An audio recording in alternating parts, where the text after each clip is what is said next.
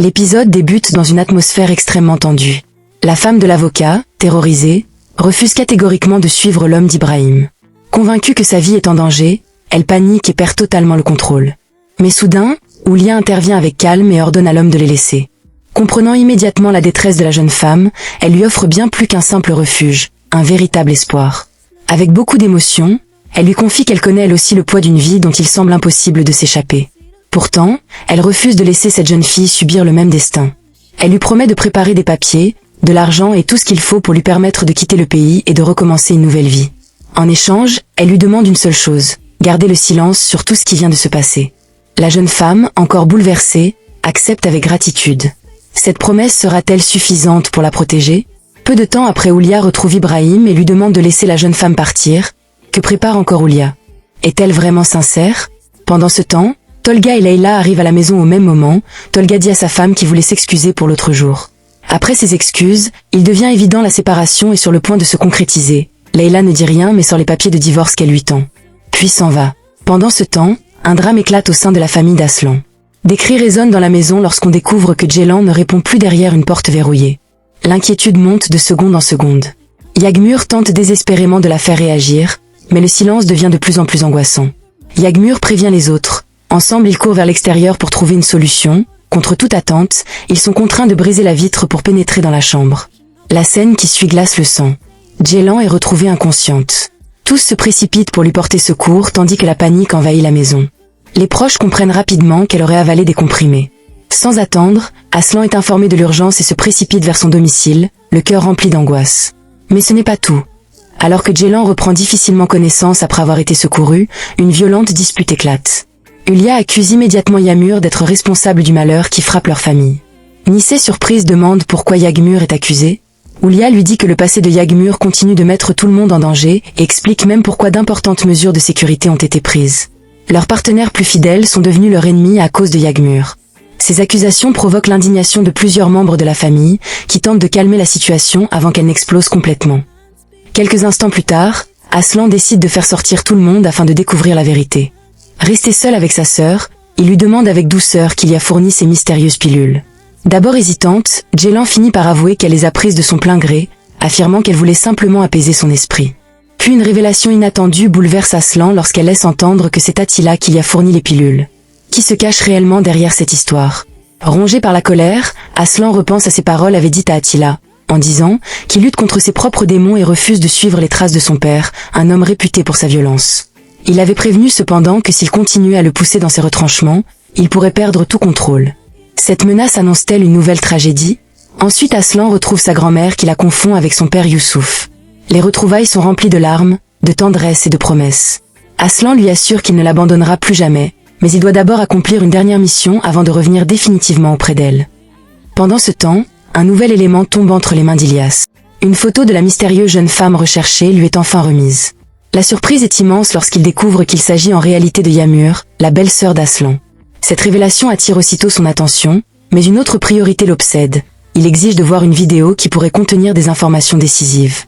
Que cherche-t-il réellement à découvrir? Quelques instants plus tard, une confrontation éclate entre Ulia et Devin. Épuisé par les conflits incessants, Devin lui reproche de se mêler des problèmes de sa famille. Pourtant, Ulia ne montre aucun regret. Avec calme, elle lui demande comment se passent les séances de thérapie avec Sadik ou devrait-elle dire Jian Soikan. Devin comprend que Ulia était au courant depuis le début, et c'est aussi elle qui a envoyé Jian vers elle, et elle a eu tellement d'occasions pour le dire à Aslan, mais elle a peur de réaction d'Aslan. Devin lui dit qu'elle n'a pas peur. Elle affirme n'avoir cherché qu'à aider une personne profondément meurtrie, sans aucune arrière-pensée. Cette explication suffira-t-elle à apaiser les tensions, ou la guerre entre les deux femmes ne fait-elle que commencer? Pendant ce temps, Aslan va confronter Attila après ce qui s'est passé avec sa sœur. Attila, visiblement terrifié, tente aussitôt de se justifier en expliquant qu'il n'a jamais eu de mauvaises intentions envers Ceylan et qu'il la considère comme une sœur. Malgré ces explications précipitées, le climat reste extrêmement tendu. Comprenant qu'Aslan est prêt à en découdre, il prend immédiatement la fuite. Contre toute attente, Ulia entraîne Devin dans une discussion chargée de lourds souvenirs. Elle lui révèle sans détour la réalité de la famille Soikan. Selon elle, appartenir à cette famille signifie accepter un prix terrible. Pour lui faire comprendre le poids de cet héritage, elle évoque le destin tragique de jeune femme de l'avocat qui est témoin du meurtre de Serhat, ce qui met toute leur famille en danger. Devin découvre jusqu'où certains ont été prêts à aller pour protéger les leurs. Horrifiée, elle comprend que le monde dans lequel vit Aslan est bien plus sombre qu'elle ne l'imaginait. De son côté, après avoir amoché Attila jusqu'à épuisement, Aslan décide de lire la lettre que son père lui a laissée. Dans cette lettre, Youssouf avoue avoir grandi dans un univers où les sentiments étaient étouffés par la violence. À force d'être traité comme un homme sans cœur, il reconnaît avoir fini par agir de la même manière envers les autres. Derrière son apparente froideur se cache pourtant une profonde douleur qu'il ne parvient plus à dissimuler. Les paroles de son père résonnent encore dans son esprit. Celui-ci lui demandait de ne pas sombrer dans les ténèbres comme lui et d'essayer de devenir un homme meilleur. Malgré son passé marqué par la violence, il lui rappelait qu'il l'aimait profondément. Ces paroles réveillent chez Aslan un mélange de tristesse, de colère et de culpabilité. Après avoir monté une vidéo dans laquelle la femme de l'avocat a été exécutée sous ses ordres à Devine, Oulia lui confie qu'elle aussi avait été bouleversée lorsqu'elle avait été confrontée pour la première fois à une telle violence. Elle raconte les longues périodes d'absence de son mari, les visites répétées de la police et les mensonges qu'elle était contrainte de raconter pour le protéger. Au fil du temps, ce qui lui semblait autrefois impensable est devenu une habitude douloureuse. Mais soudain, la conversation prend un tournant glaçant. Oulia reconnaît qu'autrefois, elle aurait immédiatement dénoncé un crime aux autorités. Aujourd'hui, tout est différent. Elle révèle avoir donné l'ordre de tuer quelqu'un ce soir pour cette famille. Puis, avec un calme déconcertant, elle lance un défi à Devine en l'invitant à la dénoncer s'il en a le courage. Cette décision marquera-t-elle le début d'une nouvelle guerre dont personne ne sortira indemne? De son côté, Aslan met le feu à la maison d'Attila. Turgut ne comprend pas ce qui se passe car le plan pour livrer Attila à Ilyas fonctionnait bien. Iskok lui dit que ce soir Aslan Soykan est devenu Youssouf Soykan. Quelques instants plus tard, Aslan appelle Ilyas pour lui confirmer que sa rencontre prévue avec Attila n'aura pas lieu et elle n'aura jamais lieu. Mais il promet toutefois de tout expliquer dès le lendemain, en face à face. Cette attente ne fait qu'alimenter le mystère et laisse planer de nombreuses interrogations sur la suite des événements. Pendant ce temps, les tensions explosent une nouvelle fois à la maison. Ulia refuse de tourner la page et s'en prend encore à Yamur. Selon elle, les malheurs qui se succèdent trouvent toute leur origine dans les choix de la jeune femme. Les reproches deviennent de plus en plus violents, au point d'étouffer complètement Yamur, incapable de se défendre face à cette avalanche d'accusations. Contre toute attente, la mère de Yamur prend enfin la parole. Au lieu de laisser sa fille porter seule ce lourd fardeau, elle assume sa propre part de responsabilité. Rongée par les regrets, elle estime avoir échoué dans son rôle de mère et exprime une profonde culpabilité. Ces paroles bouleversent Yagmur et plongent la maison dans un silence pesant. Mais soudain, une information de dernière minute interrompt tout. Les médias annoncent qu'un violent incendie a entièrement détruit la luxueuse demeure d'Atilla. Les flammes ont ravagé la propriété et les secours ont retrouvé un corps parmi les décombres. Son identité n'est pas encore confirmée, mais tout porte à croire qu'il pourrait s'agir du propriétaire des lieux. La nouvelle provoque une onde de choc.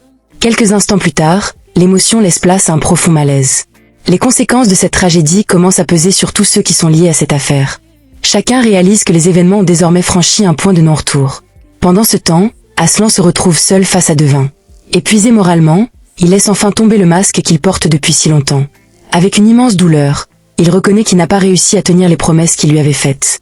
Lui qui voulait la protéger admet qu'il est désormais incapable de la préserver, même de sa propre noirceur. La scène devient alors particulièrement émouvante. Aslan affirme que l'homme qu'il était autrefois n'existe plus. Convaincu d'être devenu un danger pour celle qu'il aime, il lui demande de partir et de s'éloigner de lui avant qu'il ne soit trop tard. Malgré la détresse qui envahit son regard, il lui répète que son amour pour elle reste intact. Pourtant, Devin refuse catégoriquement de l'abandonner. En larmes, elle s'accroche à lui et refuse de croire que tout est perdu. Elle tente désespérément de lui redonner espoir, tandis qu'Aslan continue de lutter contre les ténèbres qui semblent l'envahir de plus en plus. L'épisode se termine sur cette confrontation bouleversante entre l'amour et le désespoir. Aslan réussira-t-il à sauver son couple avant que son passé ne le détruise définitivement, ou cette séparation marquera-t-elle le début d'un destin encore plus tragique dans le prochain épisode ?